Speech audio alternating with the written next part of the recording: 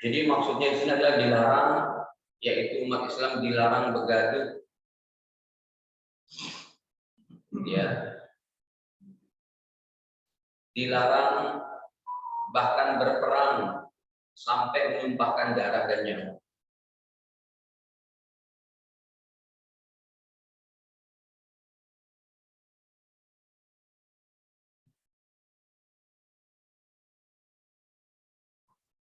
Ada 4 bulan mulia itu yang dilarang untuk berperang, untuk bergaduh. Ini kita masih bulan Zulhijjah, udah tembak-tembakan. Ya. Nggak dari Polri, nggak dari TNI, istrinya ditembak pula. Nggak ada jalan lain. Seseorang kalau mau baik harus dia menjalankan agama dengan senjata ini. Ya, kalau dipegang sama orang yang imannya lemah, bisa dipergunakan menjadi perkara yang berbahaya. Tapi sekalipun bom nuklir, tapi tombolnya berada di wilayah orang yang sejati imannya, kuat amalannya, insya Allah tetap aman. Hadirin, yang kedua artinya adalah sesuatu yang dimuliakan.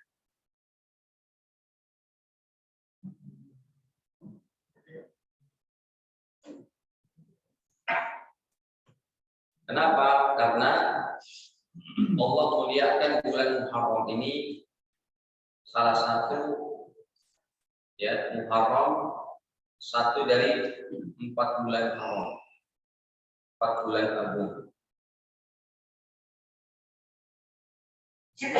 Dalilnya dalam surat At-Taubah ayat ke-30.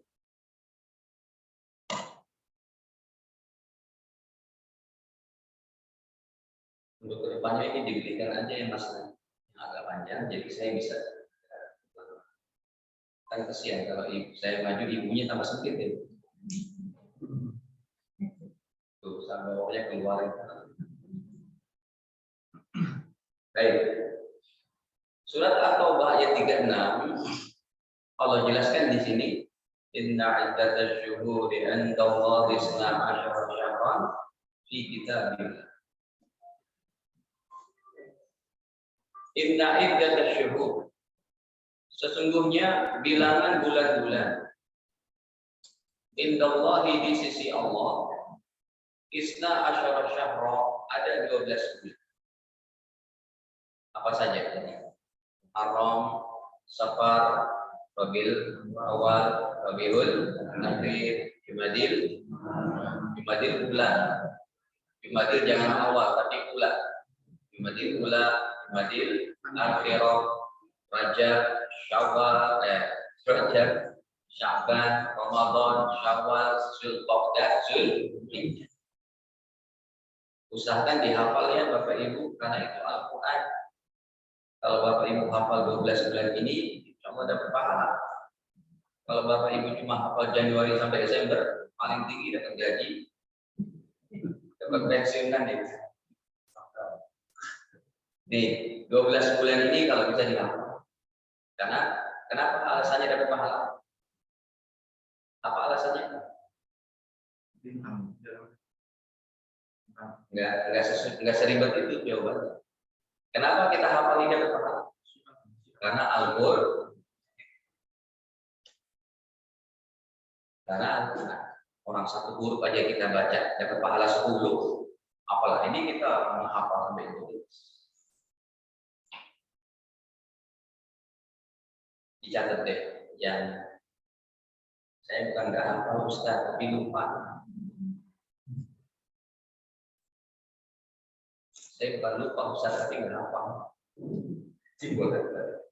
Baik, sudah mau pakai Zoom-nya? Nah, ini sudah ada. Baik. Suaranya dari Ustadz aja ya. Ini saya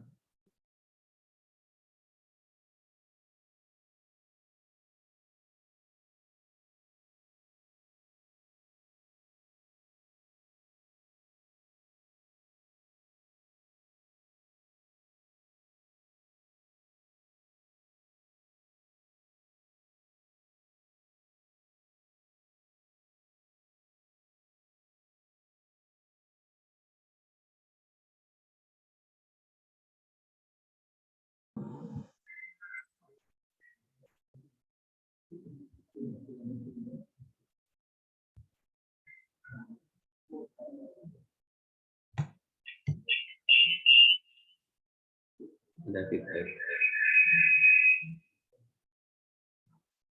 Ada feedback. Oh, di sini mungkin. Enggak, sudah. Tuh, sudah. Oh, dari situnya. Baik.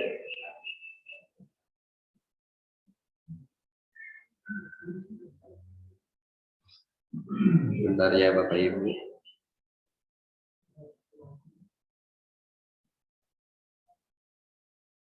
Ya. Nah. Jadi 12 bulan tadi sudah dicatat? Ini sudah? Ya. Belum. Ibu-ibunya belum. Jadi ada 12 bulan yang sudah Allah tentukan dalam Al-Quran dari Muharram sampai Dzulhijjah. Masya Allah, kemarin Dzulhijjah sudah meninggalkan kita. Ya, Dzulhijjah sudah meninggalkan kita dan kita akan bertemu Dzulhijjah pada tahun depan lagi. Jarang-jarang Pak kita mendapatkan maksudnya bulan terhebat itu di antaranya Dzulhijjah. Amalannya sangat banyak. Puasa 1 sampai 9 Dzulhijjah, ada puasa Tarbiyah, ada puasa Arafah, ada berhaji, ada umroh, ada berkurban, ada bertakbir. Dari tanggal 1 sampai tanggal 9 ada takbir setiap kali sholat di hari-hari tasyrik. Ada sedekah daging, Masya Allah banyak sekali. Ya. Baik, sudah. Kita lanjutkan ayatnya. Fi kitabillahi yang sudah Allah tentukan dalam kitabullah Al-Quran. Yauma khalaqas samawati wal arda. Sejak Allah ciptakan langit dan bumi. Sejak Allah ciptakan langit dan bumi sudah ada itu 12 bulan. Minha dari 12 bulan tadi arba'atun hurum, ada 4 bulan haram. Ustaz, ini kenapa kata-katanya hurum bukan haramun? Sebabnya dia adalah bilangannya plural atau jamak. Dalam bahasa Arab itu kalau bilangannya singular dan tunggal, maka baru kata-katanya adalah haramun. Ada matnya haramun. Kalau bahasa Arabnya itu ya ini haramun. Tapi kalau 2 ke atas atau 3 ke atas, maka bahasa Arabnya tidak boleh haram, tapi apa? Hurum. Nggak pakai mat. Hurumun. Oh, 3, ya betul. Ya, hurum. Bukan haram lagi, tapi hurum. Kenapa? 3 ke atas. Ini kalau dilihat dari segi bahasa Arab. Baik.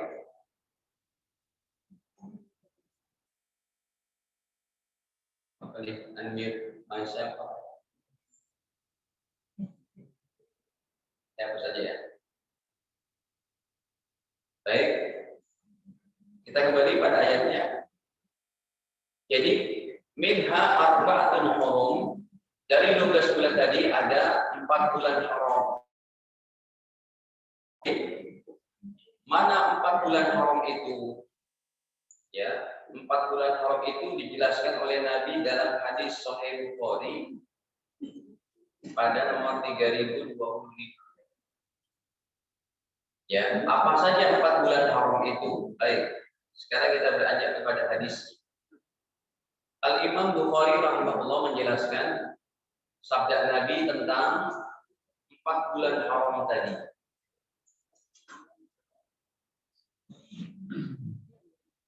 Nah, ini kita buka Sahih Bukhari nomor 3025.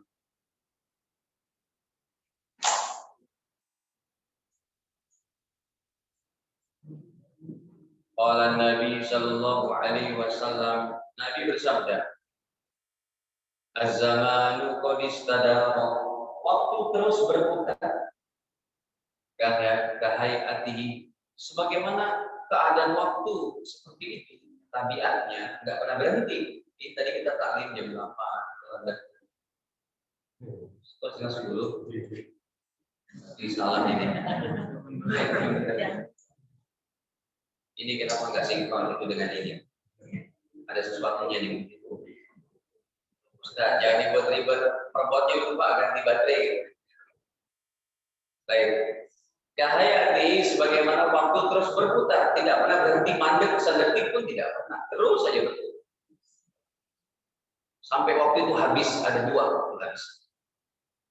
Waktu habis ada dua, yang pertama secara individu kita, kematian kita habis. Yang kedua waktu habis apa? Kiamat besar. Nah, Bapak sebentar ya, insya Allah nanti pertemuan akan datang baru kita bahas tentang kematian. Ya, sabar dikit. Nanti kita bahas tentang apa sih kehidupan alam kubur. Itu pertemuan request dari satu jamaah supaya kita mengetahui kondek-kondek alam kubur itu ada. Tapi karena ini momennya masih tahun baru Islam, makanya kita bahas apa? Hikmah Hijriyah. Baik. Yauma khalaqallahu samawati wal arda, sejak Allah ciptakan langit dan bumi, as-sanatu 1 tahun kata Nabi, isna asyara syahra, ada 12 bulan. Minha, dari 12 bulan itu, arba'atun hurum, ada 4 bulan agung. Arba'atun hurum. Mana dia? Salah satu mutawaliyah, kata baginda Nabi, 3 bulannya berturut-turut. Zulqaidah sudah lewat, Zulhijjah baru kemarin lewat, ya habis, wal Muharram. Jadi kita disediakan oleh Allah 90 hari itu hari-hari ibadah, hari-hari tidak boleh bergaduh, hari-hari tidak boleh bertengkar. Sumpah umat Islam ada yang dibunuh, dibantai pada zaman Nabi pada bulan Muharram, Rasul tidak serta-merta langsung kirim pasukan. Kenapa? Bulan Muharram ditahan dulu tuh sampai bulan Muharram habis, baru Nabi akan kejar mereka yang membunuh. Ya. Jadi 3 bulannya berturut-turut, Zulqa'dah, Zulhijjah, Muharram. Berarti kita masih ada di hari-hari ibadah. Ini kan kalau kita nggak ngerti, nggak ngaji, nggak ngerti. Sini, maksudnya begini Bapak Ibu. Kita pahamnya itu bulan mulia cuma Ramadan. Cuma Ramadan. Kalau nggak ngaji, nggak datang majlis ilmu nggak. Padahal yang membuat derajat Bapak Ibu tinggi bukan S1, S2 dalam bidang komputer, baik biologi, kedokteran dan lain-lain, tapi dalam ilmu agama. Seorang yang jadi dokter, jadi ahli IT, maaf ya kalau ada Pak Dokter, ada guru. Yang jadi lawyer, jadi businessman, dia tidak meninggikan seinci pun derajat dari si Allah. Kecuali karir dokter, lawyer, usahanya, ahli IT-nya, teknokrat dan macam-macamnya dilibatkan dalam agama Allah. Itu baru akan tinggi derajat. Dokter, tapi dia beriman, dia sholat, maka ilmu dokternya ada manfaat. Tapi kalau agama murni, kita belajar 1 huruf saja, dipahalakan, diberi pahala. Jadi pahami? Makanya anak-anak kita Bapak Ibu mau jadi apapun silakan karirnya. Kalau tidak jadi penghafal Quran, ya tidak belajar ilmu agama, tapi tolong jadikan anak kita menjadi dokter yang taat kepada Allah, ahli IT yang taat kepada Allah, jadi lawyer yang taat kepada Allah. Maka semuanya akan penuh barokah, setiap gerak dirinya berpahala. Tapi kalau sudah terlepas dari agama Allah, karir tinggal karir dunia, meninggal sudah tidak ada arti apa. Tapi kalau dokter yang soleh, ahli IT yang soleh, meninggal, pahala masih bisa mengalir. Baik, hadirin, maksudnya begini, bulan mulia itu yang kita paham cuma Ramadan, ternyata ada lagi Pak Ustadz ya, 4 bulan. Ya, yang tadi Nabi sebutkan. Apa saja tadi? Dari Zulqa'dah, kemudian Zulhijjah, kemudian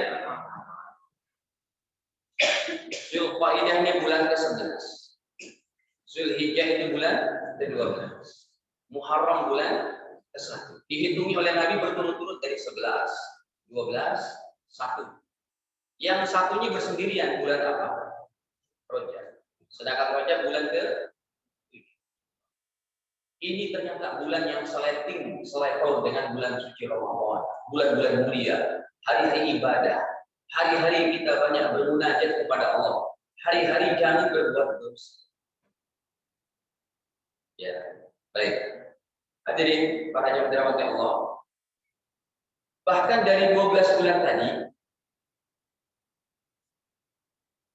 ya, bahkan dari 12 bulan ini tidak ada satupun bulan yang disebut disandingkan dengan nama Allah, bulan Allah. Tidak Ramadan, tidak juga Dzulhijjah, tidak juga Rabiul Awal, tapi bulan yang disebut dengan bulan Allah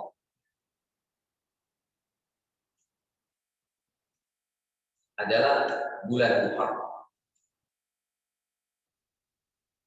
Ini hadisnya. Kita buka Sahih Muslim. Nomornya pada berapa? 1000.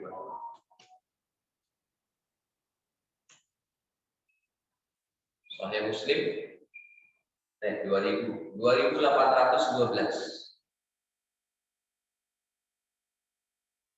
Bulan yang 12 itu tidak ada yang disandingkan dengan nama Allah, bulan Allah. Bayangin aja Pak, kalau ada apa itu katakanlah mobil raja gitu ya. Ini mobil raja nih, ya, dihormati, dijaga. Ini bulan Allah. Ya, tentu lebih utama kita untuk menghormati, untuk menjaga dengan amalan-amalan. Baik. 2812 Sahih Muslim, baginda bersabda, Abdul Siyami ba'da Ramadan. Puasa sunnah yang paling afdal setelah puasa Ramadan. Syahrullahi Muharram. Puasa sunnah di bulan Allah, bulan Muharram. Paling afdal puasa. Ya. Wa afdalus sholati, dan makanya di situ disebutkan puasa sunnah yang paling afdal setelah Ramadan, puasa wajib, puasa sunnah di bulan disebutkan bulan Allah al-Muharram. Syahrul. Itu. Ya, betapa hebatnya sekarang. Kita baru tanggal 1. Masih tepatlah pengajian kita yang belum lewat. Masih kita berapresiasi untuk Muharram yang mulia. Wa afdalus sholati, dan sholat yang paling afdal ba'da fardhu, setelah sholat wajib, kata Nabi, sholat alaihi sholat. Baik.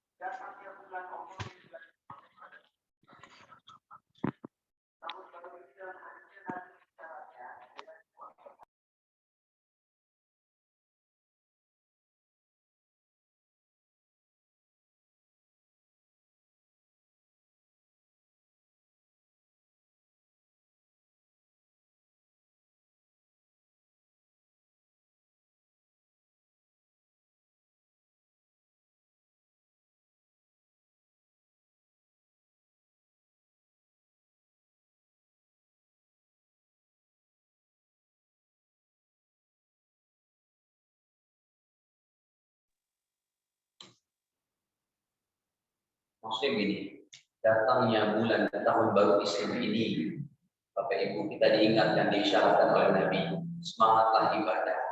Untuk ibadah siang hari, Nabi isyaratkan dengan puasa sunnah. Untuk ibadah malam hari, Nabi isyaratkan dengan sholat tahajud. Seakan-akan Nabi ingin katakan, wahai umat Islam, kalau datang bulan Muharram, kembali semangat ibadah. Karena ini bulan mulia. Ya, sengaja ini ditampilkan ayat ini dan hadis ini oleh Allah dan Rasulnya. Kenapa? Karena kalau datangnya Ramadan, umat Islam nggak pakai kaji pun, nggak pakai diingetin, otomatis aja, otomatis ke masjid, ya. Terus orang-orang pada, bahkan kalau malam pertama Ramadan, padahal sholatnya sunnah, itu bisa sampai keluar itu. Padahal subuhnya lebih hebat, lebih wajib, lebih penting sholat subuh. Satu puasa. Artinya datangnya Ramadan nggak pakai digubris-gubris, orang tuh udah bergegas semuanya ke masjid. Tapi Muharram, siapa yang mau mengapresiasikan Muharram menjadi bulan yang mulia kalau bukan kita? Jadi Nabi katakan dalam hadis tadi disyaratkan semangatlah ibadah di tahun baru Islam ini. Kenapa? Karena Nabi disyaratkan dengan ibadah malam hari tahajud, ibadah siang hari puasa. Dari sini untuk puasa sunnahnya, maka hadirin puasa sunnah Muharram boleh bagi yang mampu untuk puasa sebulan. Boleh. Niatnya puasa sunnah. Ini fatwa Imam Syafi'i di antaranya. Dengan 4 syarat. Yang pertama, tidak punya hutang puasa wajib.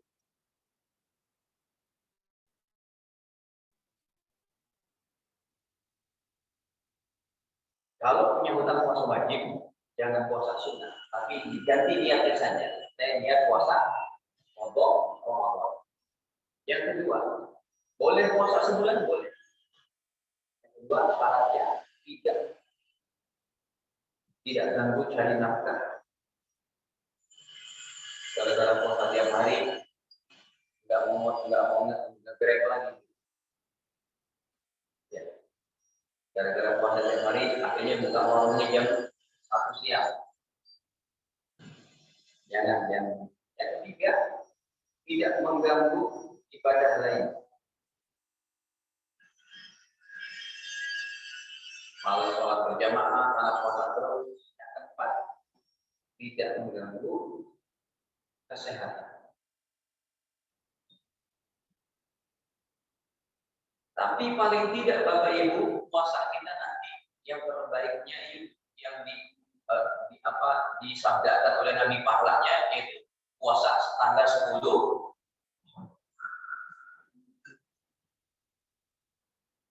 Namanya puasa apa?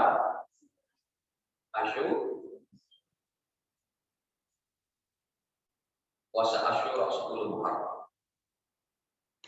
Hadisnya Sahih Muslim 2804.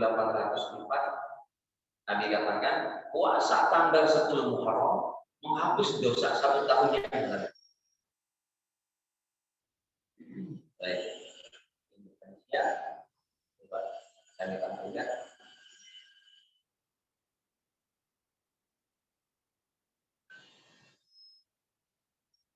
Nih. 2804 saja ya.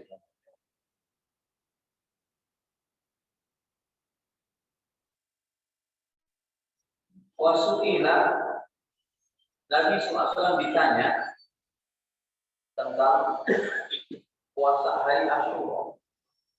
Wasuila beliau ditanya an shaumi yaumi Asyura.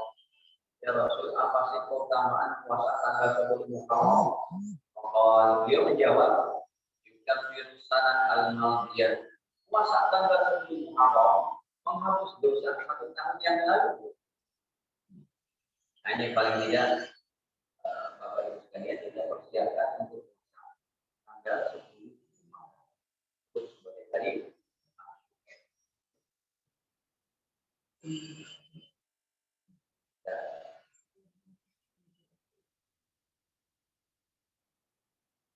Ini tadi beberapa arti Muharram. Sekarang hikmah yang kedua adalah tadi kita baca artinya. Yang kedua, hikmah Muharram yang kedua adalah hadirin.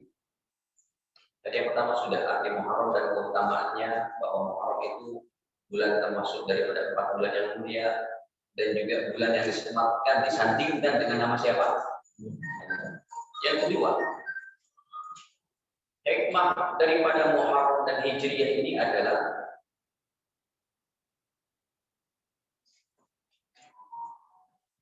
evaluasi amal-amal kita. atau muhasabah.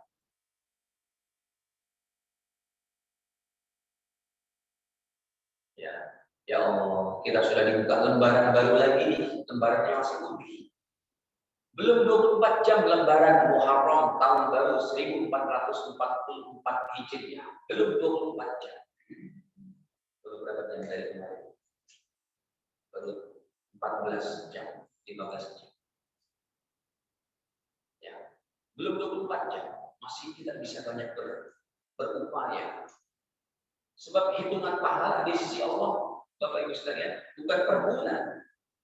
Hitungan pahala sangat sensitif. Sangat sensitif mudahnya. Per detik. Sehingga kalau Bapak Ibu berjalan saja ke pasar, tadi ke masjid, satu langkah Anda mengucap, subhanallah, berpahala. Sensitif, tapi sensitif untuk kemudahan. Saya nyetir dari Bekasi sampai ke Bekusnala. Hampir 1 jam. Ya, bukan jalan tol, jalan biasa. 45 menit. Itu 45 menit. Kalau kita nggak berpikir, sia-sia saja. Ibu-ibu lagi masak. Saya yakin itu kan pahala di sisi Allah sangat sensitif, mudah. Bukan sensitif yang marah ya. Bukan sensitif ketersinggungan. Ada orang yang tersinggung. Jadi ini sensitif kebaikannya. Allah mudahkan kita menghasilkan pahala. Ibu lagi masak nih, lagi motong-motong ini sedikit cabai, tomat, sambil berkata, tapi nanti. Jadi kalau ini ngaji, Pak, yang ngaji pun, yang sekarang ada yang ngatur gitu, kita tetap pahala. Karena sudah ikut dan pahala. Setelah kita buka tadi. Tapi kalau di luar ngaji, harus kita sendiri yang mengerti supaya pahala itu bisa terus berlanjut.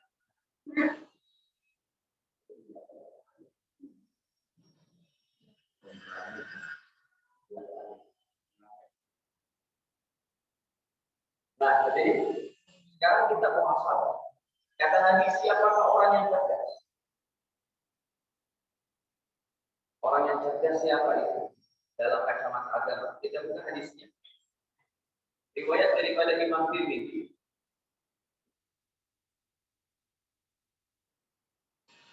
Al-Kayyis.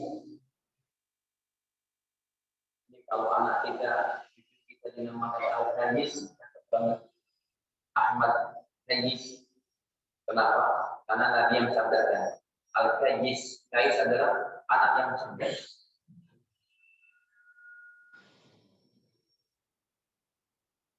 Qala Nabi SAW beliau bersabda, Al-Kayyis, orang yang cerdas itu siapa? Man dana nafsahu, orang yang selalu mengevaluasi diri. Ya Allah, ini sudah tahun baru Islam. Tahun kemarin bagaimana amal saya? Yang kedua, kemudian kata Nabi, orang yang cerdas adalah orang yang selalu mengevaluasi diri. Wa amila lima ba'dal maut, dan senantiasa beramal soleh untuk persiapan mati. Itu cerdas kan? Mengevaluasi diri sampai mana ibadah saya, sampai mana saya bisa memberikan manfaat untuk orang lain. Dan mempersiapkan diri untuk kehidupan setelah mati. Sekarang 1444, tahun depan 45, 46, 47, 2021, 22, 2023, terus begitu berganti. Yang pasti pada waktu itu mau 10 tahun ke depan, mau 20 tahun ke depannya, pasti kita akan kembali kepada siapa? Kita akan bertemu kepada Allah. Ini orang cerdas selalu mempersiapkan diri. Ustaz, saya baru ibadah usia 60 tahun. Tidak ada kata terlambat. Di sisi Allah itu tidak ada kata terlambat kebaikan itu. Hebat ya Pak. Syariat Islam ini sangat hebat. kemudahan pahala kita dapat dalam sedetik per detik. Ya. Kemudian pahala umat Islam sekaligus sudah meninggal masih bisa mengalir terus. Dan itu bisa kita persiapkan. Sekarang saya beramal di Ustaz, saya ngaji, saya sholat, itu kan berpahala. Nanti kalau saya sudah meninggal, memang pahala masih bisa mengalir? Bisa. Banyak dalilnya. Terutama kita punya anak yang soleh-soleh. Yang kedua, sedekah jariyah. Di masjid, siapa yang memberikan sumbangan nih, yang terbanyaknya. Selama masjid ini masih dipakai, maka yang memberikan sumbangan terbanyaknya itu yang mendapat pahala terbanyak. Yang ketiga, ilmu yang bermanfaat yang kita ajarkan kepada orang. Jadi begitu. Kata Nabi, al-kayyis mandana nafsahu. Orang cerdas adalah orang yang selalu mengevaluasi dirinya. Wa amila lima ba'dal maut. Dan juga mempersiapkan dirinya dengan amal soleh untuk kehidupan setelahnya. Ya, we prepare for our life in the day of the judgment, in the hereafter. Bagaimana kita persiapkan kehidupan kita untuk kehidupan setelah mati. Tetapi kata Nabi, wal ajiz, orang bodoh itu siapa? Mata ba'an nafsahu hawaha. Orang yang selalu mengikuti hawa nafsu. Mau tahajud nggak usah, udah tidur aja, ya udah tidur. Mau sholat nggak usah sholat, udah. Sampai nanti digerogotin itu amal-amalnya, imannya makin melemah, sehingga dia berkata, sama aja kok Islam dengan Kristen. Tidak sama. Kalau itu sudah masuk dalam ranah keimanan dan tauhid, itu sudah paling sensitif. Kalau orang sudah terjerumus dalam kekufuran kemurtadan, ampun deh, angkat tangan. Makanya sebelum terlambat, tetap kita jaga. Jadi orang bodoh kata Nabi, orang yang selalu mengikuti hawa nafsunya, wa tamanna 'ala Allah, dan dia selalu yaitu berharap tinggi kepada Allah, dosanya diampuni, dapat pahala dari Allah dan masuk surga tanpa sholat, tanpa iman, tanpa ibadah, tanpa bertobat. Itu namanya tamanna Allah. Orang bodoh adalah orang yang mengikuti hawa nafsunya dan dia selalu berharap ampunan dari Allah tanpa ibadah, tanpa bertobat. Ya, itu namanya tamanna Allah. Tidak boleh begitu. Tamanna Allah itu berharap ampunan tapi tidak ibadah, tidak Contohnya Ustaz. Contohnya ada di satu player di apa itu? Di medsos, satu gambar anak muda pakai Harley Davidson, tatonya 10 antingnya berapa kilo di sini? Coba pada di belakangnya cewek, pakaiannya pun tidak sama, pakaiannya pun tidak sama. Pakai Harley, ya. Kemudian kalungnya salsonya Nyari ini.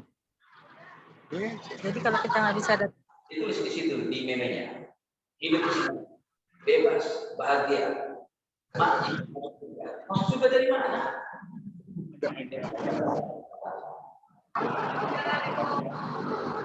Berharap surga itu tamanna Allah. kan kali mesin cuci. Kalau PD, Ustaz, kita boleh kan berharap ampunan? Iya dong, tapi dengan beriman dan bertobat. Berharap ampunan. Menyangka Allah akan mengampuni dirinya, tapi dia tanpa menjalankan syariat Allah. Ini umat. Masih lama nggak? Kehidupan bulan itu. Baik. Nah, ini caranya yang kedua hadirin untuk evaluasi amal. Ya, siapakah orang yang cerdas? Evaluasi amal.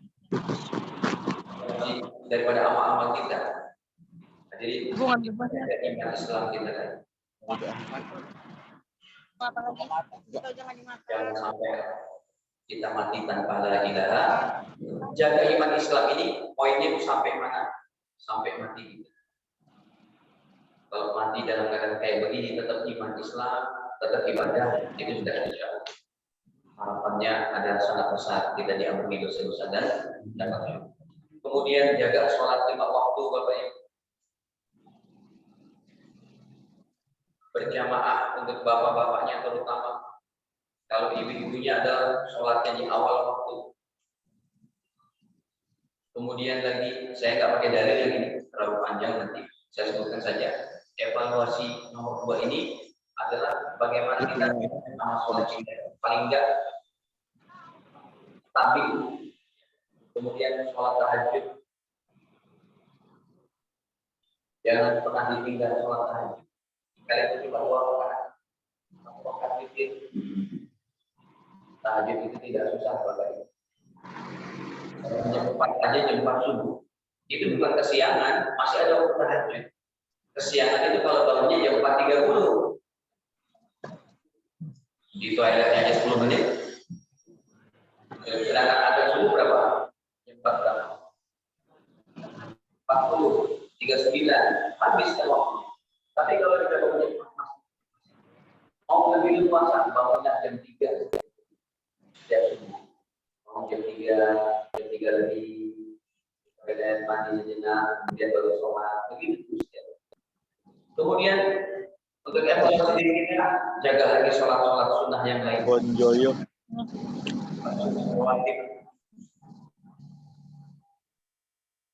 Qobliyah ba'diyah, sholat duha, sholat syukur wudhu, sholat tobat, hajat, dan lain-lain. Kemudian yang lainnya adalah istighfar 100 kali, jangan tinggal. Ini saya saling mengingatkan ya, diri saya dan Bapak Ibu sekalian. Ini bulan Muharram, bulan mulia. Yang kita abaikan amal-amal ini. Istighfar 100 kali minimal ucapan terbaiknya. Boleh ya. Diri kita dan Bapak Ibu kita. Itu makanya namanya kebun. Anak kebunnya bukan nama kebunnya. Anak kebunnya, tapi namanya kebun Joyo.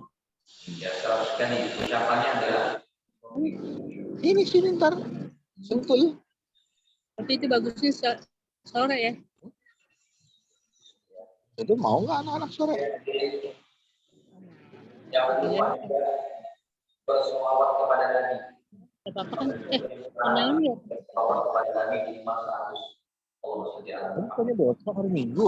Oh, nggak ada tendanya. Tiap hari apa ya? Sallallahu alaihi wasallam. Salawat 100 kali. Demikian juga zikir tahlil. Bisa? Besok. 100 kali minimal sehari minimal. Kemudian baca Quran 1 juz. Dia udah nikah misalnya hari Jumat. Bapak Ibu, baca Quran itu yang standar sunnah dari Nabi 1 juz, bukan 1 lembar. 1 lembar itu adalah baca Quran yang paling malas. Lu mau sini nggak? Hari ini aja. Baca Quran 1 lembar itu paling malas. Lalu yang nggak baca Quran setiap hari, Ustaz? Gua dulu ya. Ayo apa? Enggak, udah. Kalau paling malas, ya oke lah 1 lembar. Tapi disebut paling malas karena dia akan khatam setahun sekali. Al-Quran ada 300 lembar kurang lebih. Kalau sehari dibaca selembar saja, khatamnya nanti tahun depan lagi. Ya. Tapi kalau dia udah nggak baca Quran, itu hukumnya zolim kepada Al-Quran. Bisa berdosa. Hanya Nabi wanti-wanti itu baca Quran adalah 1 juz. Ingat, one day one juz itu bukan dari ulama, bukan dari ustaz. One day one juz dari Nabi SAW. Oke, kalau mau dibuktikan hadisnya, satu ini saya buktikan deh. Satu aja ya. Riwayat Imam Bukhari. Nomor 1877. Nabi katakan, Iqra'il Quran fi kulli syahrin. Bacalah Al-Quran sampai khatam dalam waktu 1 bulan. Berarti apa ini? Nih, 1877. Riwayat Imam Bukhari rahimahullah. Baginda Nabi bersabda. Kata Nabi, Iqra'il Quran fi kulli syahrin. Bacalah oleh kalian Al-Quran setiap bulan. Dan ini saya singkat saja Bapak Ibu. Ya. Yang selanjutnya, apalagi sedekah harian jangan tinggal. Sudahkah kita bersedekah dari pagi sampai jam sekarang? Saya nggak ada situ situ. Sedekah harian. Nggak usah nominalnya berapapun. Ya, tapi yang kita perlu ambil itu filosofis bahwa di mana saja umat Islam berada harus bisa memberikan kebaikan untuk orang. Jadi yang kita ambil itu bukan nominalnya, sekalipun 1.000 rupiah Anda bersedekah, bukan itunya, tapi mindsetnya. Kita bentuk mindset kita di mana kita berada, jadi kebaikan bagi orang lain. Berarti kan kebaikan bagi orang lain bisa berupa harta, bisa berupa ide-ide, bisa berupa nasihat, bisa berupa ucapan terbaik, bisa berupa pertolongan dengan tenaga. Jadi begitu nih nurunin barang banyak pulang dari pasar. Kemudian ada anak muda melihat tetangganya. Mindset ya, maka otomatis dia akan bilang, itu saya bantu. Begitu. Itu contohnya aja. Kemudian demikian juga cari nafkah yang halal. Ini apa lagi? Soal ekonomi pun penting banget. Ya. Apalah artinya tahajud, puasa dan baca Quran kita kalau mata pencahariannya tidak ada. Oh iya namanya. Kemudian juga didik keluarga dengan cara Islam. Utamanya. Serba asem semua nih ya. Ini. Kemudian juga terakhir akhlak mulia. Ini akhlak mulia menjadi buahnya. Termasuk hadirin di sini adalah puasa sunnah tadi juga kita ini. Bukan terakhir deh, kita tambah lagi dikit puasa sunnah. Sama ada nanti nih saya tambahkan 10 Muharram santunan ya.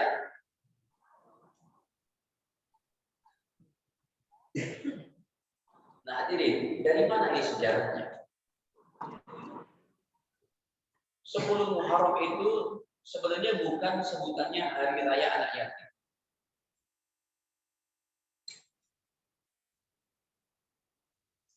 Sebab dalam Islam hari raya sudah ditentukan cuma berapa? Idul Fitri. Jadi jangan sebut hari raya anak yatim, tapi boleh. Ini yang menjadi tradisi di Indonesia, yaitu hari anak yatim tanpa hari raya.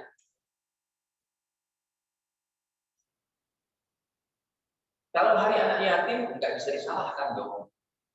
Kenapa? Di Indonesia sudah masyhur tuh. Ada hari kemerdekaan, ada hari Sumpah Pemuda, ada hari Angkatan Bersenjata, ada hari ibu, ada hari ayah, ada hari santri, ada hari anak, betul? Ada hari pendidikan nasional. Sama kayak begitu hari anak yatim. Di sini hadirin, bukan kita mau menyantuni mereka pada tanggal 10 Muharram saja. Tapi bagaimana kita bisa ada sebuah pemahaman bahwa menyantuni anak yatim itu sangat penting. Baik, jadi pengambilannya memang hadisnya hadis lemah, hadis dhaif, tapi masih boleh diamalkan. Makanya dari satu pengajian, kelompok pengajian ya, yang dia nggak pakai hadis kecuali yang sahih. Nah, itu silakan saja, tapi jangan menyatakan bid'ah dan menyalahkan kepada orang yang melakukan. Karena dalam memahami kaidah-kaidah hadis, ulama juga berbeda pendapat yang nanti akan hasilnya itu berbeda pada amalan di grassroots-nya kayak ini. Begini, dalam usul hadis lemah ulama berbeda pendapat. Sebagian menyatakan boleh dipakai, sebagian lagi tidak.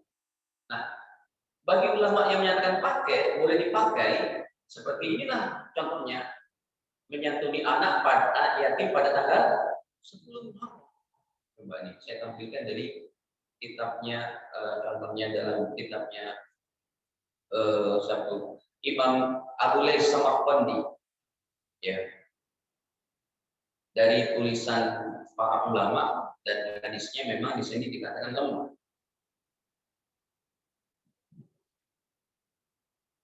Ini contohnya, ini hadisnya. Dari sini diambilnya. Waman masahayadahu, dan siapa orangnya yang menyentuh, mengusap kepala anak yatim dengan tangannya. Yauma Asyura, pada tanggal 10 Muharram. Dari sini pijakan ini, kenapa di Indonesia ada tradisi namanya Hari Anak Yatim, menyantuni anak yatim. Siapa yang menyentuh kepala anak yatim dengan tangannya pada tanggal 10 Muharram, rafa Allah Ta'ala bi kulli sya'ratin darajah. Setiap satu rambut yang dia sentuh maka menjadi satu pahala, satu derajat di sisi Allah.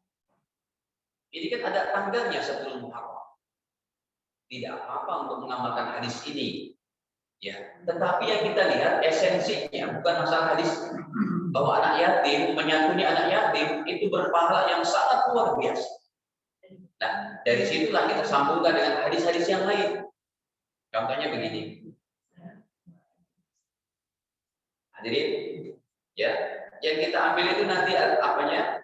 Sebuah esensinya itu bahwa anak yatim itu hidup bukan cuma setahun sekali, setiap hari.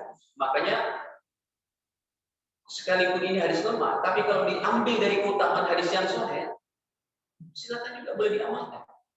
Ya, ini Rasul Nabi SAW ingin menyemangati, ya, menyemangati umatnya supaya berlomba-lomba untuk mengasuh anak yatim, karena pahalanya sangat hebat.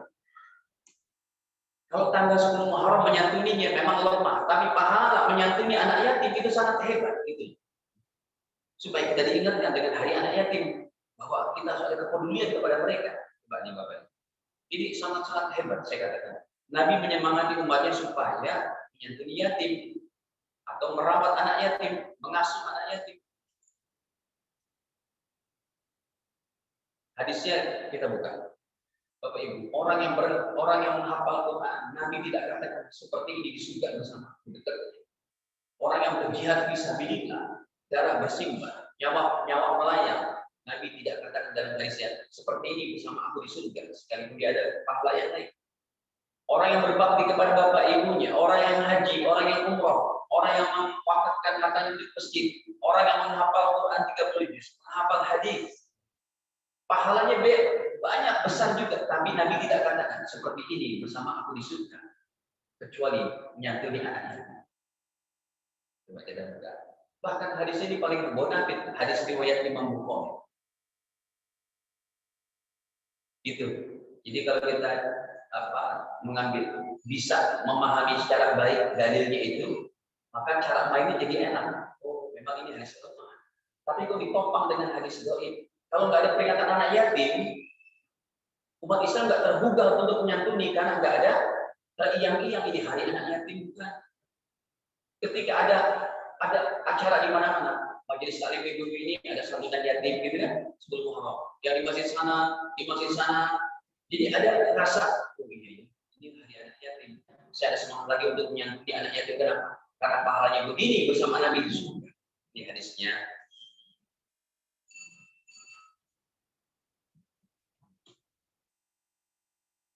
Makanya Bapak Ibu ngaji agama harus sama ustadz yang benar, jangan ustadz yang mudah menyala-nyalakan. Ini salah, itu salah. Nanti Anda jadi pusing sendiri, salah-salah serba salah. Padahal masih ada dalilnya. Ulama yang hafal 100.000 hadis masih mengamalkan. Ustadz itu hafal berapa ribu hadis? Imam Nawawi, Imam Ibnu Hajar Asqalani masih mengamalkan hadis ini. Masalah anak yatim, yang mereka rata-rata hafal hadisnya di atas 100.000. Ini yang melarang siapa mereka, hafalnya berapa hadis. Makanya kita lebih nyaman mengikuti fatwa ulama-ulama kita. Ya. Tapi nggak apa-apa kalau mereka tidak mau ada sebutan hari anak yatim, tidak apa. Asal jangan menyalakan. Baik.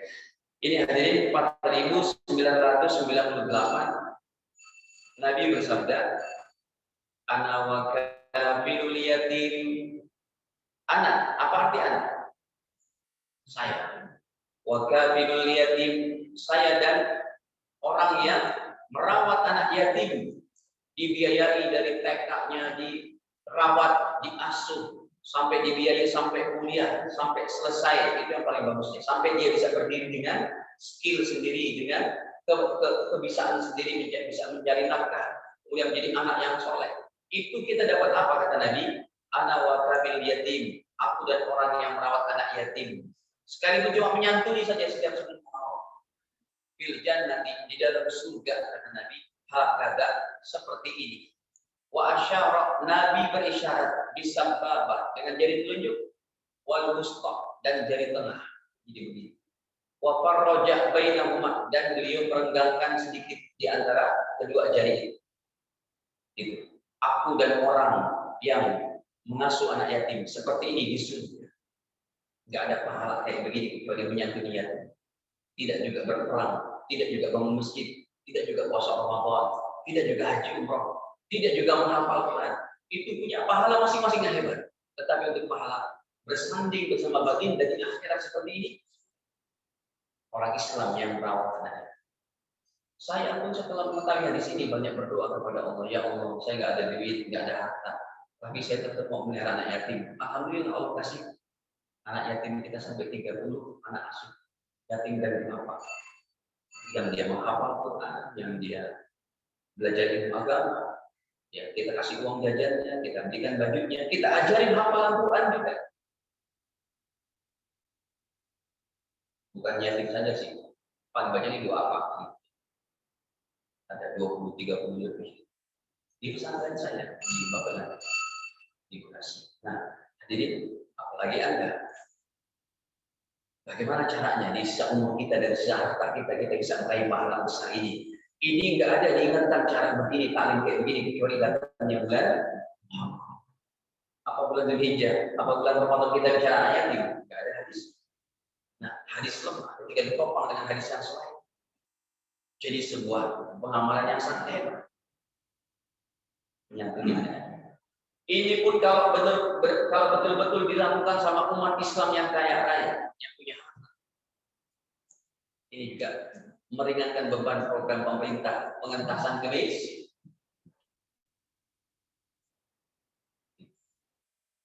Nah, hadirin bukan hanya dirahmati Allah. Kemudian yang terakhir deh, ini apa sih? Nomor berapa tadi?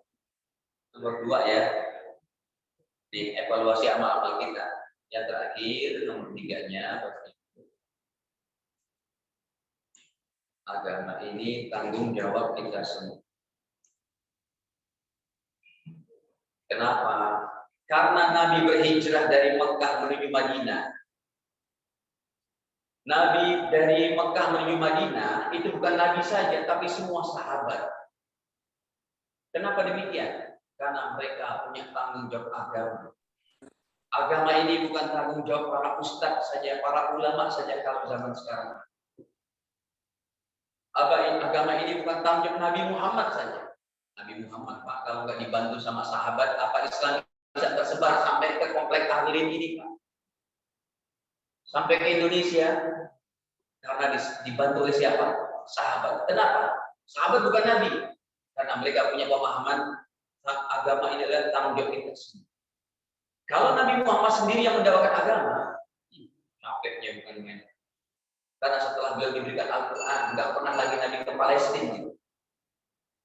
Nggak pernah beliau keluar dari kota Madinah, paling ke Mekah untuk haji. Ya. Yang keluar Madinah, sampai ke daratan Eropa, sampai ke Cina, sampai ke Indonesia siapa? Para sahabatnya, para tabi'in, para ulama yang memahami tanggung jawab agama. Kenapa? Ini kita ambil daripada kisah hijrah. Yang para sahabat ikut serta berhijrah.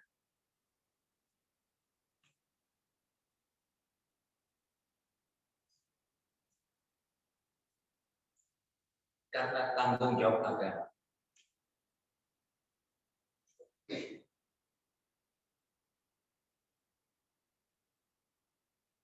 Baik, tanggung jawab agama ini kita mulai dari mana? Pertama, kita mulai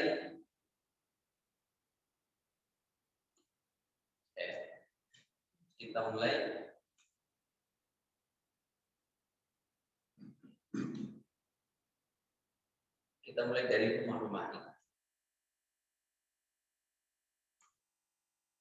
siapa di antara istri, anak gadis kita, putri kita di rumah yang belum menutup aurat, istri Anda yang belum menutup aurat, mulai dari sekarang.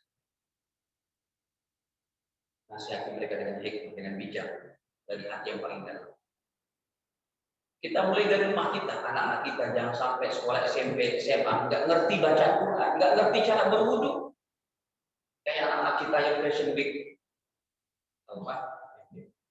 Yang lagi apa nih? Si JJ Bonge itu yang tahu juga Ustaz itu. Lagi viral nih, diwawancari. Nah, gimana niat sholat subuh? Apa ya? Sholli nggak tahu, lupa. Semuanya lupa kan? Ada yang cuma ditanya, nah sholat zuhur berapa rakaat? 2 kali ya. Itu rata-rata mereka usia SMP SMA. Kita mulai dari diri kita, dari rumah kita, Bapak Ibu. Kalau rumah kita baik, kita mulai daripada komplek kita, kampung kita. Kalau rumah kita baik, semua lapisan kepala keluarga dan istri mereka. Suami istri ini adalah ketua dan wakil ketua kepala keluarga. Kalau semua rumah tangga baik, hadirin, maka kampung kita menjadi kampung yang baik. Kalau kampung yang baik, komplek kita baik, maka akan menciptakan kota yang baik. Kalau semua kota di Indonesia baik, insya Allah negeri Indonesia menjadi negeri baldatun, thayyibatun. Itulah cita-cita Muharram dan hijrah Nabi.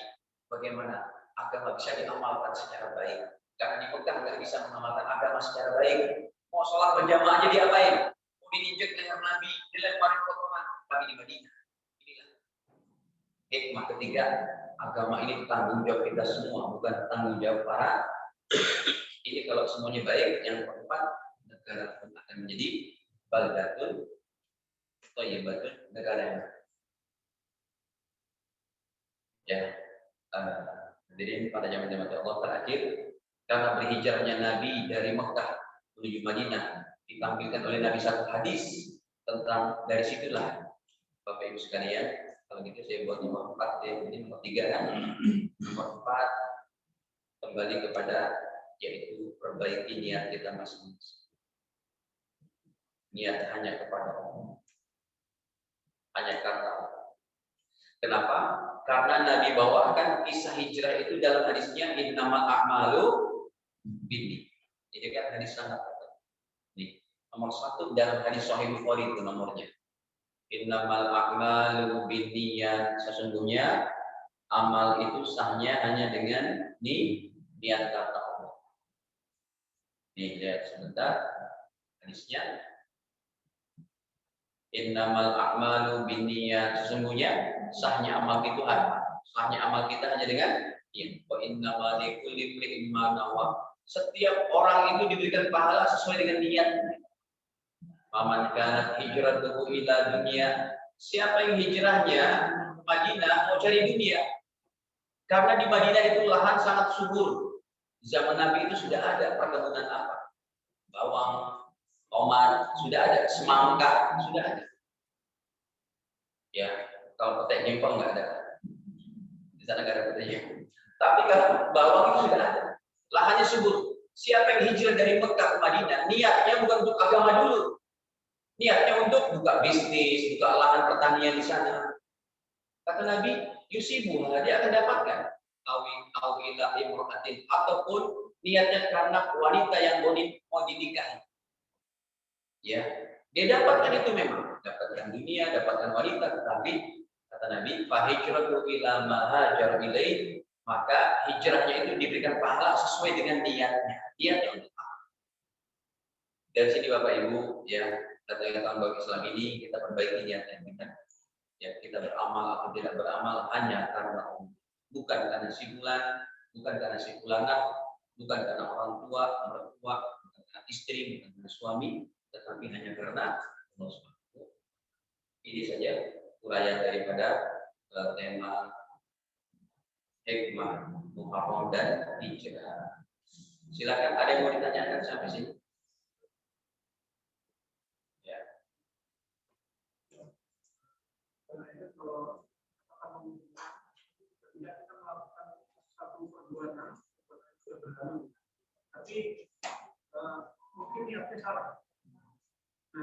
saat ini untuk itu berlalu, apakah kita bisa melihat itu?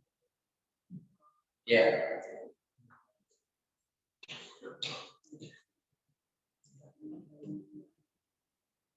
Jawabannya adalah bukan berubah niatan dulu, tapi bertobat kepada Allah dari niat yang tidak baik. Ya Allah, dulu saya niatnya karena ini. Dan setelah kita berubah dan beristighfar bertobat, betul-betul karena niat yang tidak baik. Kalau kita sudah bertobat, insya Allah Allah akan kembalikan sebagaimana niat kita sebenarnya. Insya Allah seperti itu. Yang jelas, jalannya yang pertama harus bertobat dan beristighfar dari niat yang tidak baik. Ya.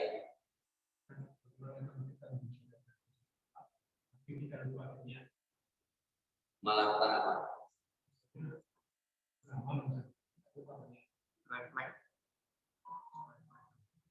Melakukan amal. Otomatis tempatnya jadi sudah refleks. Ya, contohnya seperti apa amalnya? Zakat. Ya, kalau dia tidak niat tidak sah. Harus niat, saya keluarkan zakat 2,5%. Saya keluarkan zakat fitrah. Makanya para ulama untuk supaya umat dan jamaah ini tidak salah dalam niat, dalam praktek ibadah yang sensitif kayak zakat, dibimbing tuh. Ada yang bayar zakat, di sini pengurusnya, ayo Bapak, Ibu, saya ajarkan niatnya. Ya, Bismillahirrahmanirrahim. Nawaitu gitu kan, an-ukhrija zakat al-fitri atau zakat al-mali anni wa an akhirati fardhan lillahi ta'ala. Atau pakai bahasa Indonesia, saya niat mengeluarkan zakat fitrah untuk diri saya dan keluarga saya. Makanya dibimbing. Sebenarnya nggak perlu diucapin, nggak wajib mengucapkan. Asal Bapak dari rumah udah pasang niat, saya niat bayar zakat, udah serahkan saja selesai. Tapi dikhawatir ada orang-orang yang masih awam banget masalah ini, makanya dibantu sama petugasnya untuk diajarkan dia. Tapi jangan nanti petugas masjid itu kalau menerima zakat fitrahnya datang ibu-ibu tetap dipegang tangan disalamin gitu, itu nggak boleh. Apalagi kalau masih muda, cantik pula. Gitu. Ayo Mbak, saya ajarkan dia. Aduh Mas, jangan begitu juga. Cukup udah, nggak usah pegang-pegangan. Ajarkan saya, ikuti saya. Kecuali kalau bapak-bapaknya yang menyampaikan boleh ijab kabulnya pakai apa? Ya. Rukun nama itu ada 3 ya, roja, khauf, sama mahabbah. Kayak dengan surat Al-Qur'an itu kan ada timbang-timbangannya Pak. Ini pada saat kita melihat dari aspek kuantitas, kan punya roja. Tapi begitu melihat kualitas itu jangan-jangan begini.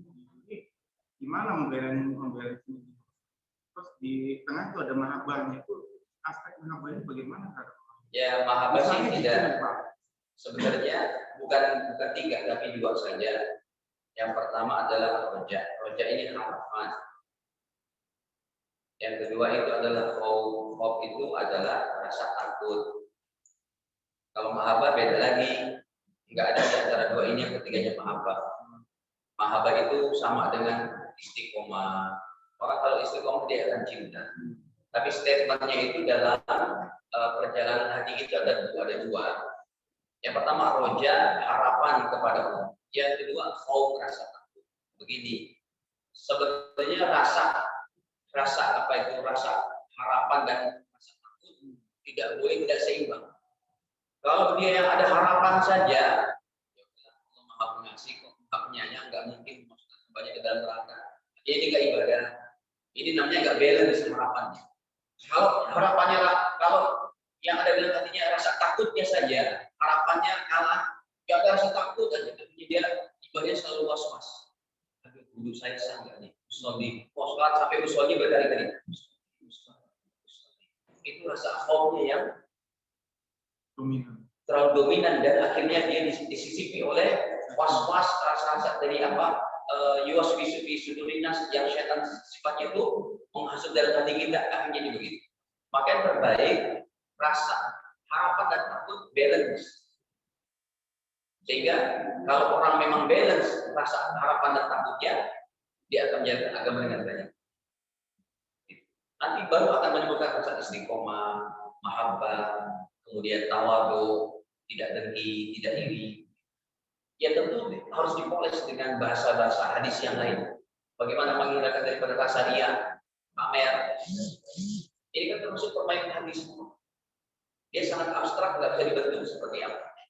Paling bisa dirangkai dengan kategori dan kata-kata. Rojak harapan. Baik, ibu-ibu ada? Ibu-ibu nggak ada? Ada Ustaz, ibu-ibu. Pertanyaannya nggak ada. Ya, silakan.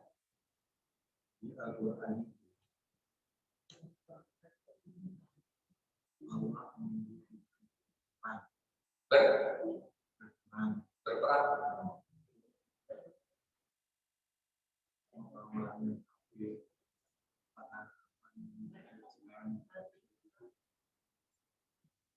Sudah itu. Suaranya kurang keras ya Pak.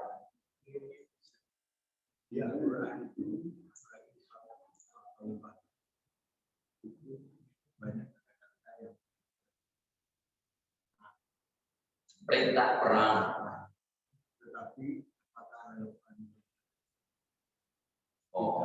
Relevansi ayat ini. Hadirin, di setiap ayat perang itu bukan ujuk-ujuk perangnya, emangnya Islam terorisme, radikalisme. Perlu dipahami dengan baik. Relevansi ayat ini begini. Perang pada zaman Nabi itu dan ketika ayat itu turun, itu ada sebab-sebabnya. Makanya dipahami dengan baik nih. Apalagi orang-orang sekarang yang menjadi Islamfobia itu. Sebentar Islam kalau jenggotan, kalau gamisan teroris lah, kalau cadangan teroris. Siapa bilang teroris kayak begitu? Guru kita Habib Umar bin Hafiz itu dari Yaman, istrinya bercadar, orangnya lembut banget. Gak mau menyakiti hati orang lain, masih mau berdialog dengan pendeta-pendeta di Ambon dulu, ada di YouTube-nya juga. Dialog kebangsaan. Jadi perintah perang itu ada apanya? Ada step-step. Yang pertama, bila umat Islam dibantai, mesti dalam Al-Quran ayat perang, wa qatilul musyrikin, wa fadribu fawqa riqab, bunuhlah mereka, perangi mereka. Itu karena ada alasannya umat dibantai. Yang kedua, alasannya adalah yaitu agama dilecehkan. Yang ketiga, syiar Islam dihinakan. Baru bisa terjadi itu angkat senjata. Tapi kalau tidak ada, umat Islam, agama Islam, ayat Al-Quran sangat menghargai agama lain. Contohnya ayat paling toleransi dalam kehidupan bernegara, berbangsa, bermasyarakat, satu dihukum agama pean, agama kulu. Jadi kalau agama kalian silakan aja ke gereja sekarang. Dan itulah terjadi di Indonesia. Kita mayoritas, tapi minoritas tidak merasa terusik. Cuma anehnya malah mayoritas yang diusik-usik. Islamfobia ini. Saya pulang aja, ada sama istri ke Jatinegara. Ada perlu. Saya masih pakai yang begini. Ya kayak tadi lah saya turun beli sarapan apa masih pakai yang begini. Pas saya jalan itu di pasar Master, ada orang di toko itu, awas teroris. Saya samperin, bang bilang apa tadi? Teroris. Abang yang kita teroris. Jadi betulnya mau dibom. Saya gitu, takut orangnya pak. Saya bilang, abang orang Islam kan? Ternyata orang Islam. Ini kan miris sekali ya. Kok bisa-bisanya ada berkata kita yang begini aja dengan pakaian Anda bisa. Ini namanya sudah washing brandnya sudah masuk. Ya. Yang dipakai cuma ayat kekerasan untuk menimpa Islam atau Islam keras. Ada cara mainnya. Dan itu sudah terbukti di Indonesia. Minoritas nyaman. Tapi kalau minoritas sudah kayak di Palestina, di Myanmar, di Filipina, di Moro, di mana lagi hadirin yang menjadi minoritas, di Eropa, sampai Perdana Menterinya pun berkata, nggak apa-apa tuh buat kakak tunangan. Itu kan kurang. Karena umat Islam belum bersatu saja, nggak ada satu pemimpin sedunia. Kalau ada si Immanuel Macron yang dulu dia berkata begitu, itu bisa dikejar dalam hukum Islam. Jadi Islam itu nyaman, damai, aman, tentram, bisa menghargai, fleksibel, tapi jangan sekali-kali mengusik yang tiga ini. Kalau ada pemerintahan yang baik untuk menghargai semua agama, itu mulut-mulut Abu Janda sama si Adil Armando ini sudah diadili dulu. Kamu ngomong apa? Islam punya agamanya teroris, kata Abu Janda. Kata Adil Armando, sholat nggak wajib. Itu udah bisa ini. Apa Islam kumuh, Islam kotor. Itu kan menghinakan syiar Islam, melecehkan agama. Tidak terjadi kayak. Jadi syariat perang itu Bapak Ibu tidak berdiri sendiri dan mendapat Islam. Oh begini tidak. Cukup hadirin sudah 9:30. Nah ini mirip-mirip sekarang 9:30.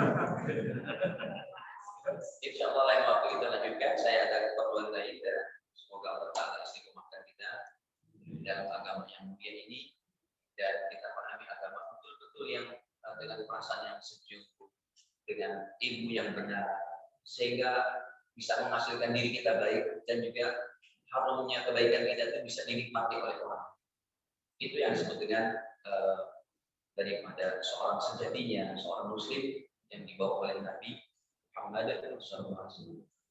Kekurangan dimaafkan, kita terus saja dengan membaca kafaratul majelis. Subhanakallahumma wa bihamdika, asyhadu an la ilaha illa anta, astaghfiruka wa atubu ilaik.